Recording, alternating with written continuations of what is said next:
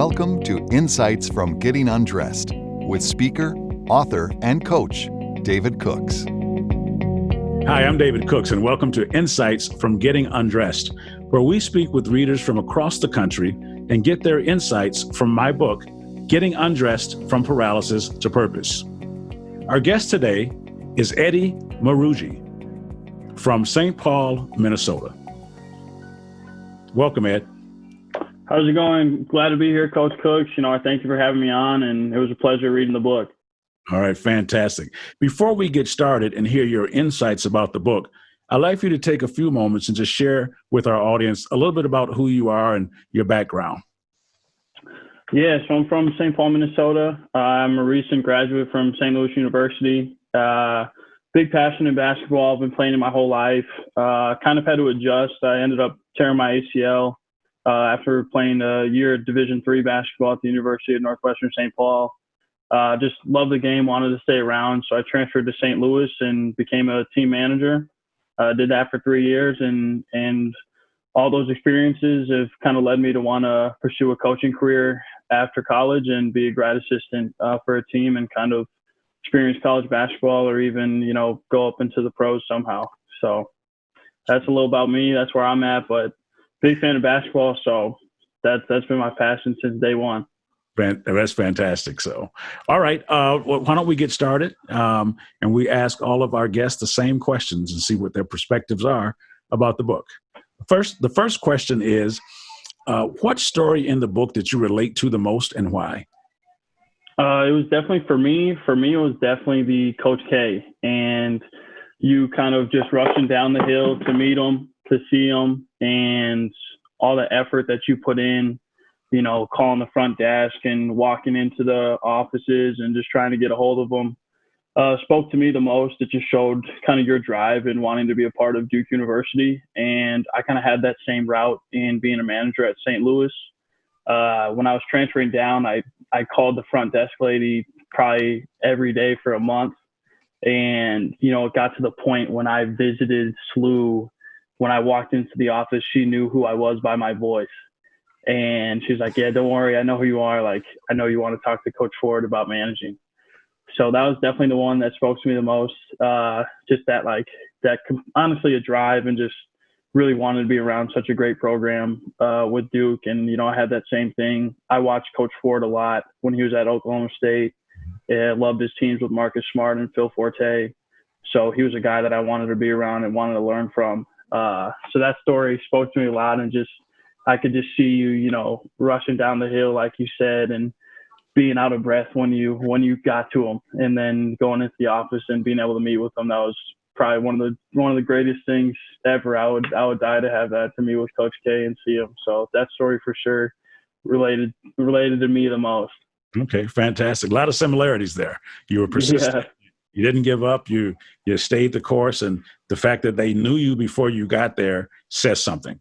Yeah, exactly. Same thing with you. And, I forget what player it was, but there was a Duke player that had seen you coaching in an AAU tournament and said he liked what you did and how you interact with the players. And, I know you met him in the office before you met Coach K. So those guys knew you, and you gave that a newspaper article, I think, to the office lady or the player. So right. Coach K knew who you were before you got there.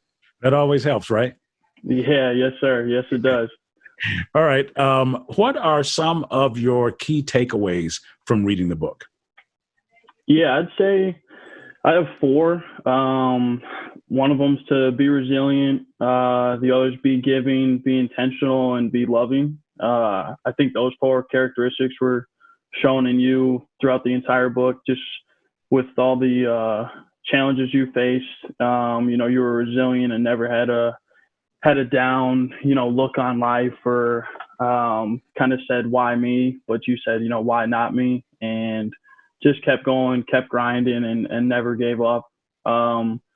Be giving and be loving kind of relate like with how you were with the players and the players that you coached. And it was all about, giving the best advice and, supporting them and what they were doing. And you'd always said that you wanted to, one of the better quotes that I read from the book that I loved was, be the most giving person in the room, not the smartest, and competing and giving is a race worth running.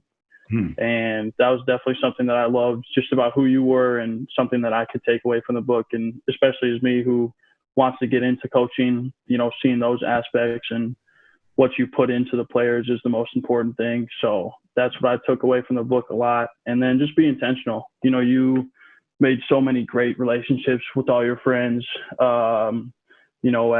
at college, with the radio show, in high school.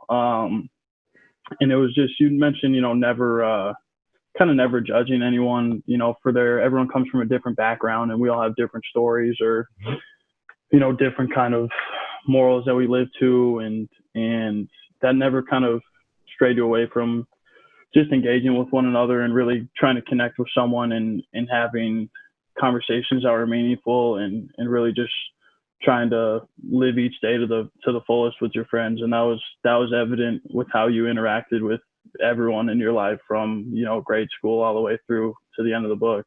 Okay. Fantastic. Thank you.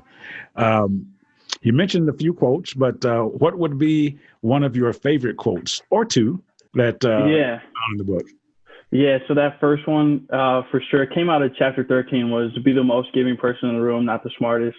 Competing and giving is a race worth running. That's just, it's just beautiful, really. And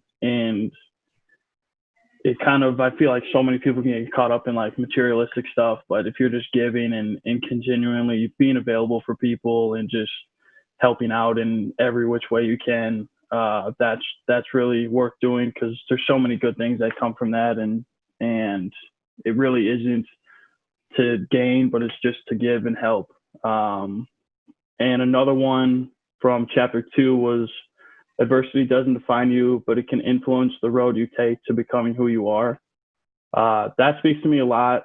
Just with like the ACL injury for me, I could either have taken that one way. There's two different roads I could have gone, and could have just said, why me? Like, my basketball career's over, and just pouted and put my head down. But the other road you could take is kind of thinking like, how can this, advance me to something else? And that ACL injury helped me, see the game from a different perspective as a manager, and kind of looking at it from a coach's side.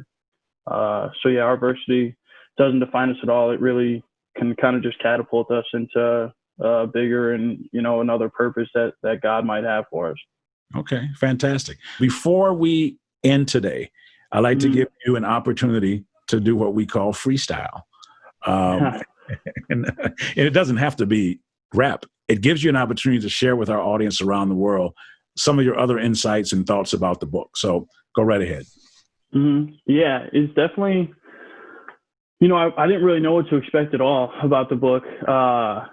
Obviously, I knew Bryce, and, a student of yours at Marquette High, who told me a little bit about your story, and just kind of how, so many people within college basketball. So I was just kind of curious as to how you got into it. And, initially I thought, oh, he was probably a player. But then when I read the book and, found out about you being paralyzed at such a young age, and just kind of what happened after that, was just really inspiring. And just to me, like, I feel like for people reading the book, it kind of shows you there's so many things that we should be grateful for in our life. And, you inspired me just to be thankful for everything that I have. And like, no matter what your situation or state is in life, like, you can make anything you want happen. And, there's another thing in the book that said, how you see it will determine how you attack it. And I just feel like your approach to the kind of the situation you were handed, and obviously, like, it wasn't something that you had planned for. Like, you were excited to try out, keep the tryouts going in high school.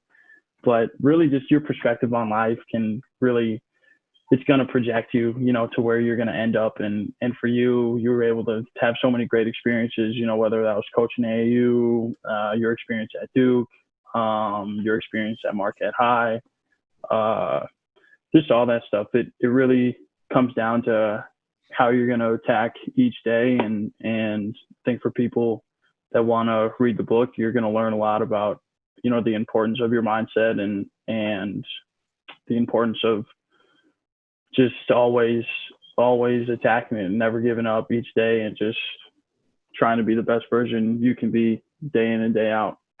Okay. Let me ask you one final question. You're a recent college grad. We've had a wide range of guests on the show. Who would you recommend read the book?